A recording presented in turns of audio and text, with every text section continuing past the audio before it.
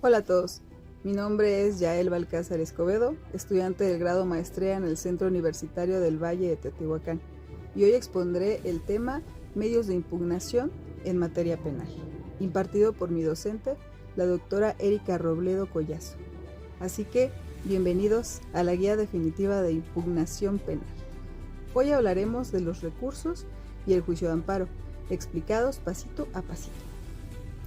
En el ejercicio del litigio penal, una resolución judicial nunca, pero nunca debe ser considerada como la última palabra, sino más bien como el inicio de una compleja partida de ajedrez estratégico donde cada movimiento cuenta.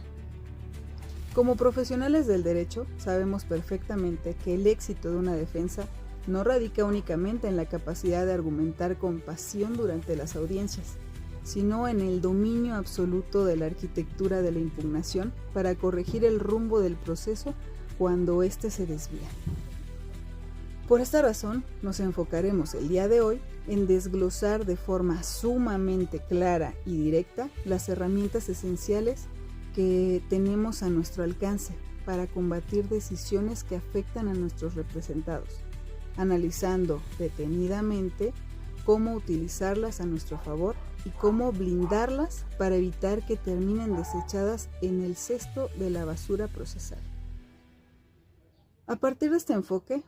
empezaremos hablando del recurso de revocación, por ser el mecanismo más inmediato y cotidiano dentro de la práctica diaria, observando cómo su utilidad va mucho más allá de un simple error judicial. Este recurso que encontramos regulado en los artículos 465 y 466 del Código Nacional de Procedimientos Penales se define como un medio ordinario y horizontal, lo cual implica que le compete resolverlo exactamente al mismo juez de control o tribunal de enjuiciamiento que dictó la resolución impugnada. El momento procesal oportuno para utilizarlo ocurre exclusivamente durante la etapa de investigación intermedia o juicio, aplicándose en contra de los llamados autos de mero trámite, un concepto que abarca todos aquellos acuerdos logísticos y operativos que impulsan el proceso, pero que no deciden el fondo del asunto, tales como la fijación de una fecha de audiencia, el otorgamiento de copias o la autorización de un nuevo domicilio para oír notificaciones. Como ejemplo para entenderlo, podemos mencionar que si el juez de control agenda por error la audiencia intermedia de Juanito en un día inhábil, su defensa interpone revocación en ese instante para que el mismo juez corrija la fecha. Sin embargo, es vital señalar que su aplicación no se limita a las equivocaciones del juzgador, ya que también lo activamos ante sus omisiones cuando olvida pronunciarse sobre una petición simple, o bien frente a cambios drásticos en la dinámica de una audiencia oral que exige una corrección sobre la marcha. Esta misma lógica operativa trasciende las fronteras del procedimiento ordinario y se traslada con la misma fuerza al entorno de la ejecución penal, espacio en donde, bajo el cobijo del artículo 130 de la Ley Nacional de Ejecución Penal, el momento para usarlo es la etapa de ejecución de la pena y le compete resolverlo directamente al juez de ejecución dentro del centro penitenciario. Como ejemplo, si tras ser sentenciado el juez de ejecución ignora la petición de Juanito para obtener copias de su expediente médico, se presenta revocación para obligarlo a acordar la solicitud. Para que esta herramienta sea efectiva, la estrategia exige una reacción fulminante, debido a que si el acto ocurre en una audiencia oral, debe interponerse verbalmente de forma inmediata antes de que concluya la misma, mientras que si el acto se dicta fuera de audiencia, el plazo estricto es de 2 días por escrito, tomando en cuenta que si dejamos pasar la oportunidad o si pretendemos usarla contra un auto que sí toca el fondo, como tal vez una medida cautelar, el juez la desechará de plano por extemporánea o improcedente. Una vez que superamos estas cuestiones logísticas, del día a día y nos enfrentamos a determinaciones de mayor impacto que alteran la libertad o la estructura misma del juicio, nos vemos en la necesidad de elevar la escala procesal hacia el recurso de la apelación. A diferencia de la revocación, en este escenario ya no le pedimos al mismo juez que recapacite, sino que le compete resolverlo jerárquicamente a los magistrados que integran el Tribunal de Alzada, aunque la ley nos obliga a presentarlo formalmente ante el mismo juez que emitió el acto para que éste lo remita al superior. Los momentos procesales exactos para activar la apelación están perfectamente divididos por la ley. El momento ocurre durante las etapas de investigación e intermedia, donde contamos con un plazo de 3 días para apelar autos del juez de control que afecten sustancialmente el caso, tales como el auto de vinculación a proceso o la imposición de medidas cautelares o, por ejemplo, también la exclusión de pruebas. Como ejemplo, si el juez de control vincula a proceso a Juanito, a pesar de que la Fiscalía no presentó ninguna prueba de que él cometió el delito, se apela ante el Tribunal de Alzada. El segundo momento procesal se ubica al concluir un procedimiento abreviado, otorgando un plazo de 5 días para apelar la sentencia del juez de control. Y el tercer momento ocurre al finalizar la etapa de juicio oral, donde se cuenta con un plazo de 10 días para apelar la sentencia definitiva dictada por el Tribunal de Enjuiciamiento. Como ejemplo, si el Tribunal de Enjuiciamiento dicta una sentencia condenatoria contra Juanito, valorando mal los testimonios de su defensa, se presenta una apelación para buscar revocar esa condena. Bajo esa misma línea de expansión, la apelación encuentra otro momento procesal clave en la etapa de ejecución penal, sirviendo para controvertir ante los magistrados del Tribunal de Alzada las resoluciones del juez de ejecución, siempre que nieguen los beneficios preliberacionales como la libertad anticipada o condicionada, o que vulneren gravemente las condiciones de internamiento. Como ejemplo, si el juez de ejecución le niega la libertad condicionada a Juanito, alegando erróneamente que no ha pagado la reparación del daño, se apela ante la alzada para obtener su liberación. La aportación clave para el litigante radica en la clasificación del agravio al redactar el escrito, precisando si el vicio es un error de hecho debido a una mala valoración probatoria o un error de derecho derivado de una indebida interpretación de la norma, sin olvidar la ventaja estratégica de la apelación adhesiva, que concede 3 días a la parte que obtuvo una resolución favorable para integrarse al recurso y blindar los argumentos del juez ante el riesgo de que el recurso principal sea desechado si carece de agravios o se presenta de forma extemporánea. Con este panorama claro, cuando las herramientas ordinarias han sido completamente agotadas o se muestran insuficientes debido a que la violación cometida por la autoridad toca directamente las fibras de la Constitución o de los derechos humanos, ese es el momento oportuno para abandonar la legalidad común y activar el escudo del juicio de amparo. Es fundamental dejar claro que el amparo no debe ser visto como un recurso complementario, sino como un juicio constitucional independiente que se rige por reglas muy estrictas, destacando entre ellas el principio de agravio personal y directo. Este principio fundamental establece que el amparo solo puede ser promovido por la persona física o moral que resiste un menoscabo real, tangible y actual en su esfera jurídica o en sus derechos humanos. Estos tienen que ser por el acto de la autoridad, lo que significa que nadie puede acudir al amparo en nombre de un tercero si no cuenta con su representación legal, ni tampoco para combatir afectaciones hipotéticas o futuras. Como ejemplo,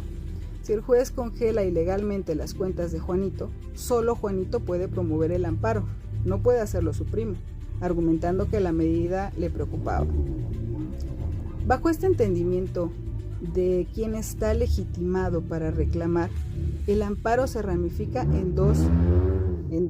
distintas, y aquí es donde radica la gran diferencia técnica que suelen destacar los foros especializados. El amparo directo ataca sentencias definitivas que ponen fin a un litigio, mientras que el indirecto combate actos intermedios, omisiones o leyes que causan un perjuicio irreparable antes de que el juicio termine. Analizando la primera vía,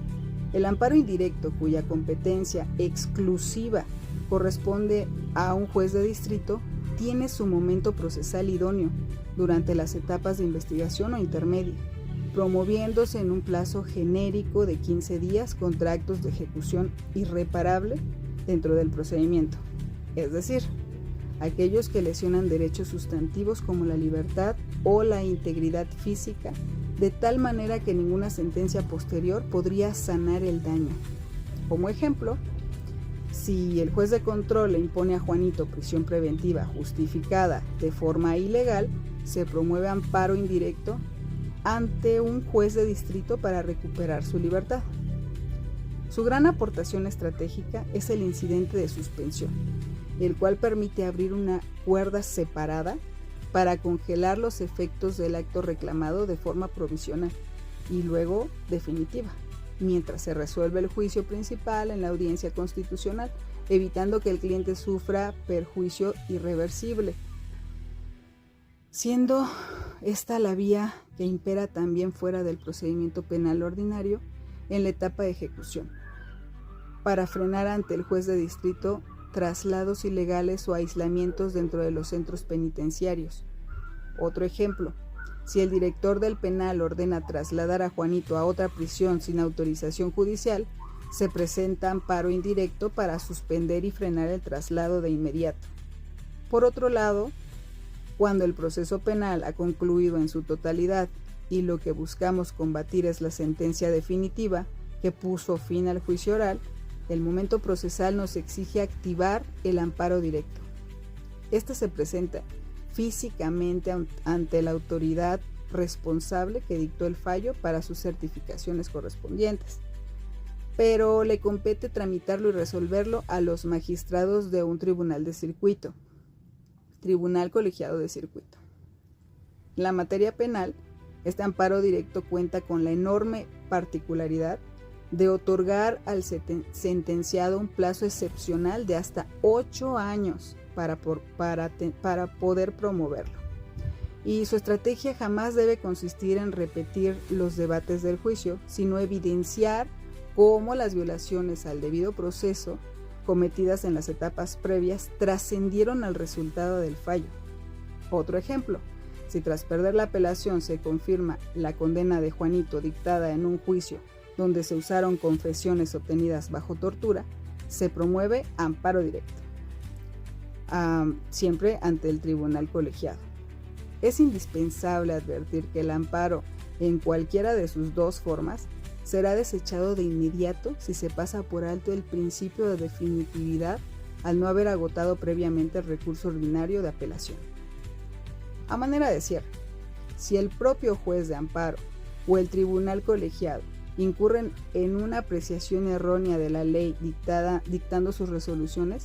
la norma nos otorga una última herramienta de control mediante el recurso de revisión. Este recurso cuenta con un momento procesal único. Se interpone dentro de un plazo estricto de 10 días por escrito, presentándose ante el mismo órgano que dictó el fallo de amparo que queremos combatir, pero su resolución funcionará de manera diferenciada según la vía de origen. En el caso del amparo indirecto, el momento de la revisión abre una segunda instancia, donde la competencia para resolver le corresponde a los magistrados de un tribunal colegiado de circuito, quienes analizarán si la concesión o negativa del amparo por parte del juez de distrito estuvo apegada a derecho. Otro ejemplo, si el juez de distrito le niega a Juanito el amparo contra la prisión preventiva, su defensa interpone recurso de revisión ante el tribunal colegiado para que valore el caso. En cambio, si venimos de un amparo directo, el momento procesal de la revisión se vuelve una medida excepcionalísima, donde la competencia absoluta le pertenece en exclusiva a los ministros de la Suprema Corte de Justicia de la Nación. Procediendo únicamente si en la sentencia del colegiado subsiste un tema genuino de constitucionalidad o de interpretación directa de derechos humanos internacionales, y siempre que el asunto revista un interés excepcional.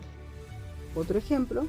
si el tribunal colegiado le niega el amparo directo a Juanito, interpretando de forma contraria a la Constitución su derecho a la defensa adecuada, se interpone revisión ante la Suprema Corte. Es aquí donde la Suprema Corte aplicará filtros rigurosos de derecho, ya que si el litigante pretende usar la revisión para controvertir cuestiones fácticas o de mera legalidad, como la valoración de los testigos,